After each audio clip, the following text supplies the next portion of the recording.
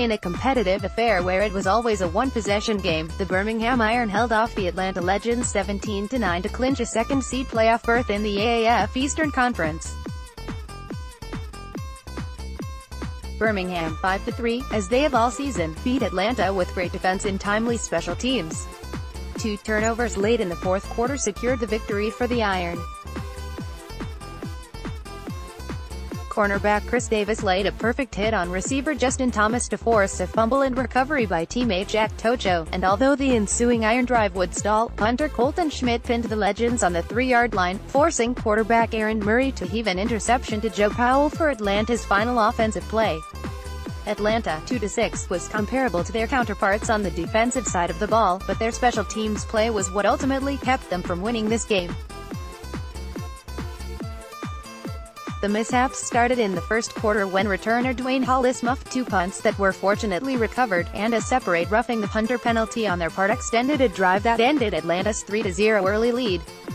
Tied 3-3 in the second quarter, Hollis fumbled again once Ike Spearman stripped him of the football as he was inching for more yards, but this time it led to an Elijah Campbell recovery to Atlanta's 1-yard line, which led to the only touchdown of the game. Trent Richardson, Birmingham's leading rusher with 83 yards, ran the ball in 2 plays later, and Quinton Patton would catch a 2-point conversion to extend an 11-3 lead midway through the second quarter.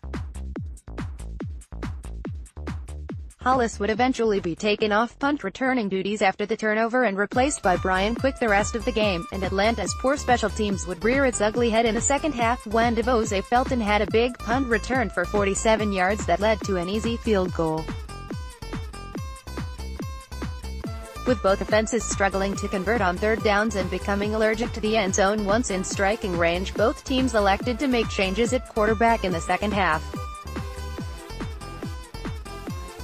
Luis Perez ended the game with only 65 yards through the air. However, 2 separate throws to Patton in the end zone were called back after the receiver could only get 1 foot in bounds.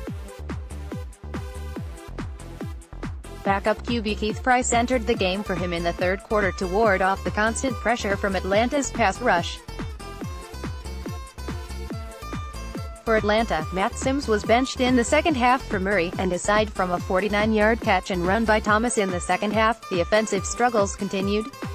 Despite their woes on special teams all game, kicker Young Hoku was the offensive MVP for Atlanta, scoring all their points on field goals from 31, 33, and 35 yards, and maintaining a perfect percentage for the season so far. Nick Novak also made all 3 of his field goal attempts, 35, 37, and 28 yards, for the Iron. Our defense and our special teams played a tremendous role in this game. Birmingham head coach Tim Lewis said after the win. They did a fantastic job. Chris Winter does a great job in practice week by week, putting in plans that the guys can understand and grasp onto.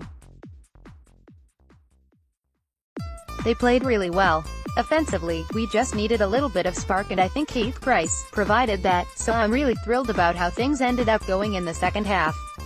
With 2 weeks left to go in the AAF regular season, the Iron are now set to play the league best Orlando Apollos, 7-1, in the first round of the playoffs.